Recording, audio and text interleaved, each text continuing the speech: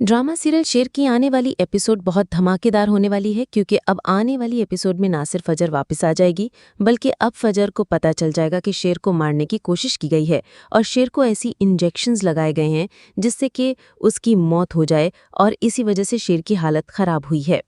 जहां अब फजर ना सिर्फ शेर को सही करने की कोशिश करेगी बल्कि फजर ही शेर को बता देगी कि उसे मारने की कोशिश की गई है और फजर ही शेर से कहेगी कि शेर, गद्दार तो तुम्हारे अपने घर में मौजूद है। तुम्हें पता भी नहीं है कि तुम्हें कितना घटिया डोज दिया गया है और अगर ये डोज पूरी तरह से तुम्हें लग जाता तो तुम्हारी मौत उसी वक्त हो जाती। तुम समझ रहे हो शेर कि तुम्हें मारने की कोशिश किसने की है। तुम बहुत अच्छे तरीके से जानते होगे कि तुम्हारा दुश्मन कौन है। जहां फिर ये हकीकत जैसे ही शेर के सामने खुलेगी कि शेर को मारने की कोशिश की गई है और शेर की ऐसी हालत के जिम्मेदार वही लोग हैं जिन्होंने इसके बाप को मारा है, तो अब शेर जल्द से जल्द ठीक होकर असाइलम से बाहर निकलकर बदर जमान का हाथ पकड़ने वाला है, बल्कि अब हाथ नहीं उसका गला गैद पकड़ने वाला है। जहां अब शेर जैसे ही बाहर निकलेगा तो बदर जमान और उसके बेटों की हालत खराब होने वाली है। तो अब ये सच जानने के बाद क्या शेर अपने दुश्मनों को ढूंढ पाएगा और ढूंढने के बाद क्या वो बदर जमान को मार डालेगा? ये जानने से पहले अगर अब तक आपने हमारा चैनल सब्सक्राइब नहीं किया तो ज़रूर करें। तो अब जैसे कि शेर को मेंटल असाइलम में रखे हुए 1 साल हो चुका है, लेकिन शेर की हालत ठीक नहीं हो रही क्योंकि फजर मौजूद नहीं है। तो अब फजर भी अपनी ट्रेनिंग के लिए 1 साल के लिए बाहर गई थी और अब फजर की भी ट्रेनिंग खत्म हो जाएगी और फजर वापस आने वाली है। जहां अब फजर अपनी पढ़ाई मुकम्मल करके जैसे ही घर वापस आएगी तो उसके घर वालों का वही रवैया होगा। पुप्पू का भी वही रवैया और पुप्पू के भाई का भी वही रवैया होगा। और इन लोगों के रवैया देखकर फजर अपने बाप से कहेगी कि पापा, 1 साल गुजर चुका है इस बात को और आज भी आप वैसे ही वैसे हैं। जहां फजर अपने बाप से कहेगी कि वक्त गुजरने के साथ साथ आपकी नफरत और हकारत भी बढ़ती जा रही है। मैंने यही सोचा था कि शायद वक्त गुजरेगा तो आप भी बदल जाएंगे, लेकिन आपकी नफरत में तो इजाफा हो गया है। मुझे समझ नहीं आ रही कि मैं आपकी नफरत किस तरह से खत्म करूं। आप एक दफा मुझे मौका देकर तो देखें पापा, आप जो कहेंगे मैं वो करने के लिए तैयार हो जाऊंगी। जहां फिर फजर का बाप कहेगा कि बेटा, ये तो मैं वक्त आने पर तुम्हें आजमाऊंगा और जैसे ही ये वक्त आएगा तो मैं तुम्हें एक काम सौंपूंगा। अगर तुम वो करने में कामयाब हो गई तो फिर मैं तुम्हें माफ भी कर दूंगा, लेकिन अभी के लिए बेहतर यही है कि तुम मुझसे दूर रहो और इसी तरह से अपनी जिंदगी गुजारो जैसे पहले गुजारती थी, क्योंकि ना तो कल मैं तुम्हारी शक्ल देखना चाहता था और ना आज। हाँ, अगर मुस्तकबिल में तुम मेरे किसी काम आ गई तो फिर शायद मैं तुम्हारी शक्ल देखने के लिए तैयार हो जाऊं। जहां दूसरी तरफ बदर भी अपने बेटे को तैयार कर रहा है कि आहत की शादी नसीम से कर दी जाए, जिसके बाद मरजान और नसीम दोनों की प्रॉपर्टी का हिस्सा तो बदर को मिल सके, वरना तो इसके भाई ने इसके नाम कुछ भी नहीं किया। जहां फिर बदर नायमा से बात करेगा और कहेगा कि भाभी जान, आपने क्या सोचा है? अब मुझे लगता है कि नसीम और आहत की शादी कर देनी चाहिए। जहां अब नायमा के भी पांव डगमगा रहे हैं, वो भी अच्छे तरीके से जानती है कि ये तीनों लोग कंगले हैं, इनके पास ना कोई प्रॉपर्टी है ना कुछ, और वो सोच रही है कि अब उसे अपनी बेटी को आहत से शादी करवानी चाहिए कि नहीं। जहां फिर बदर कहेगा कि भाभी जान, हमारे पास भाई जितनी प्रॉपर्टी तो नहीं है, लेकिन हमारी जमीनें भी सोना ही उगलती हैं।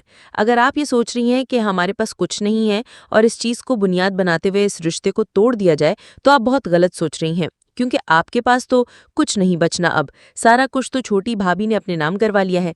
सारी प्रॉपर्टी और जमीनों में से आधा हिस्सा तो उन्होंने ले लिया आपसे और बाकी बचा भी आपसे छीन लेंगी। इसलिए बेहतर यही है कि हमें एक टीम बनकर रहना चाहिए और ये रिश्ता और मजबूत हो जाएगा अगर आहद और नसीम की शादी हो जाए।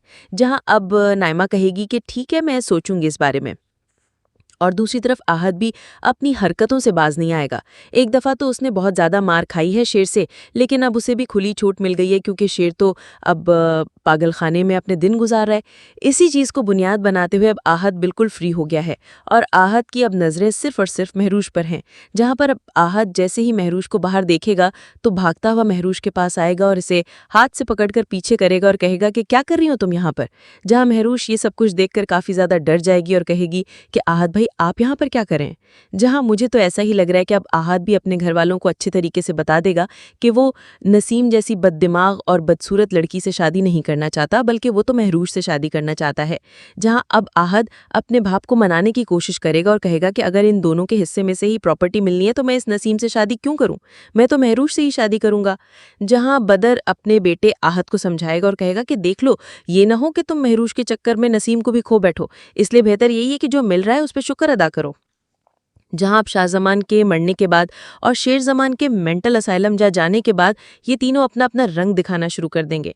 जहां बदर का बड़ा बेटा भी मरजान से बहुत ज्यादा कहवा है और मरजान की अच्छी खासी बेइज्जती भी करना शुरू कर देगा।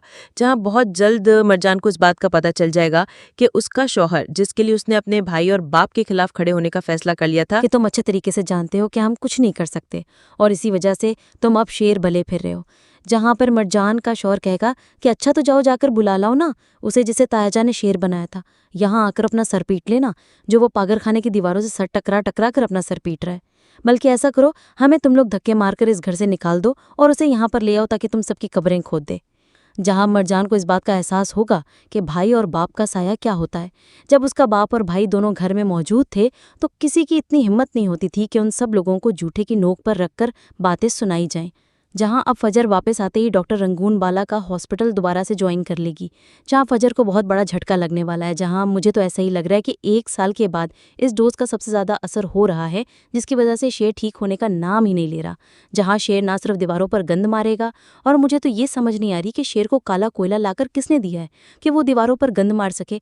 जहां भी शेर कहेगा कि जो लोग मर जाते हैं उनकी क्या माएँ जिंदा होती हैं।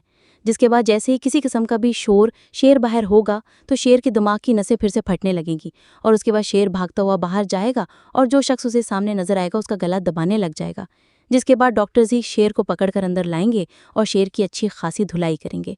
जहां इन चीज़ों से शेर की हालत ठीक हो ना हो, अब शेर की हालत और ज़्यादा ख़राब ज़रूर होने लग जाएगी। जहां फिर जैसे ही फजर वापस आएगी तो डॉक्टर रंगून वाला भी फजर से कहेगा कि एक नया पेशेंट बहुत ज्यादा खराब हालत में है, तुम्हें जल्द से जल्द उसे देखना होगा फजर, और मुझे यकीन है कि इस पेशेंट को तुम ही ठीक कर सकती हो। वो शख्स हमारे पास 1 साल से है लेकिन अभी तक उसकी तबीयत ठीक नहीं हो पाई और अभी अभी उसने बाकी के लोगों पर हमला कर दिया था, जिसके बाद उसे पकड़ कर ले गए हैं। जहाँ फिर फजर जैसे ही इस पेशेंट को देखने आएगी तो अपने सामने शेर को देखकर काफी ज्यादा हैरान हो जाएगी। जहां फजर को याद आएगा कि उसने एक दफा शेर से वादा किया था कि अगर कभी भी उसे शेर की मदद करनी पड़ी तो वो जरूर करेगी और जो कुछ शेर ने उसके लिए किया उसका बदला जरूर पूरा करेगी। जहां पर शेर भी फजर को देखकर काफी ज्यादा गुस्से में आ जाएगा और उठकर शेर फजर का गला पकड़ लेगा और फजर से कहेगा कि तुम वापस आ गई, तुम क्यों आई हो यहाँ पर, तुम वो उसी खानदान से हो ना जो हमें बर्बाद करना चाहता था, तुम लोगों ने हमें बर्बाद कर दिया, देख लो हम बर्बाद हो गए। जहाँ पे फजर अपना गला छुड़वाएगी और शेर से कहेगी कि शेर तुम्हें क्या हुआ है, तुम इस हालत में कैसे पहुंच गए। जिसके बाद बाकी के डॉक्टर्स इस सारी सच्चाई फजर को बताएंगे और कहेंगे कि शेर का एक्सीडेंट हो गया था और उसके बाद से ये 1 साल से यहाँ पर मौजूद है। जहाँ हो सकता है कि फजर को देखकर शेर की हालत ठीक भी होने लग जाए और फजर अब शेर को ठीक करने की पूरी कोशिश करेगी। जिसके बाद फजर की बातें सुनकर शेर फजर का गला छोड़ देगा और फिर नॉर्मल होने लग जाएगा। जहाँ पर फजर शेर के पास बैठेगी और शेर को दवाइयां भी खिलाएगी। जहाँ पर जैसे ही कॉकरोच फजर देखेगी तो फजर वहीं पर चिल्लाना शुरू हो जाएगी और कॉकरोच को देखकर शेर भी कहेगा कि लो, मुझे तो आज पता चला कि शेर से ज्यादा खतरनाक कॉकरोच होते हैं। देखो इस कॉकरोच ने तुम्हारी चीखें कैसे निकाल दी, तुम्हें मुझसे डर नहीं लगा कि मैं तुम्हें मार डालूंगा और तुम्हें इस कॉकरोच से डर लग रहा है। जहाँ पर फजर कहेगी कि मैं तुम्हें ठीक करने की पूरी कोशिश करूंगी और मुझे ऐसा ही लग रहा है कि अब फजर ही शेर के सारे टेस्ट दोबारा से करवाएगी और जल्द ही फजर को पता चल जाएगा कि शेर की ऐसी हालत के पीछे हाथ किसका है। जैसे ही फिर फजर को ये मर्ज समझ आएगी कि शेर को ओवरडोज दिए गए हैं, उसके बाद फजर शेर का सही से इलाज करना शुरू कर देगी। जिसके बाद शेर आहिस्ता आहिस्ता ठीक होने लगेगा और उसके बाद फजर ही आकर शेर को बताएगी कि शेर तुम्हें मारने की कोशिश की गई और इसी वजह से तुम्हें ओवरडोजेस दिए गए हैं, जिसकी वजह से तुम्हारा दिमागी तवाज़ुन काफी ज्यादा खराब हो गया है और इसी वजह से तुम्हारी नसें फटने लगती हैं और तुम्हें कुछ समझ नहीं आता। इसका मतलब तुम जानते हो, इसका मतलब ये है कि तुम्हें जब हॉस्पिटल में शिफ्ट किया गया था तभी किसी ने कहकर डॉक्टर से कोई ओवरडोजेस लगवाई हैं, जिसके बाद से तुम्हारी हालत इतनी ज्यादा खराब हो गई। अब तुम्हें खुद सोचना है कि तुम्हारा दुश्मन कौन है, जो चाहता है कि तुम जिंदा भी रहो और सही भी ना रहो, किसको तुम्हारी इस हालत से फायदा पहुंचने वाला है। जहाँ पे शेर को सब समझ आ जाएगी कि उसके बाप और उसकी हालत के पीछे जिम्मेदार कौन है और शेर को समझ आ जाएगी कि बदर जमान ने ही ये सब कुछ किया है। जहाँ जैसे ही शेर ठीक होकर वापस आएगा तो बदर जमान और दोनों बेटों की बहुत बुरी हालत करने वाला है। तो आपका इस बारे में क्या ख्याल है, कमेंट करके जरूर बताएं और ऐसी वीडियोस देखने के लिए हमारे चैनल को सब्सक्राइब करना ना भूलिएगा।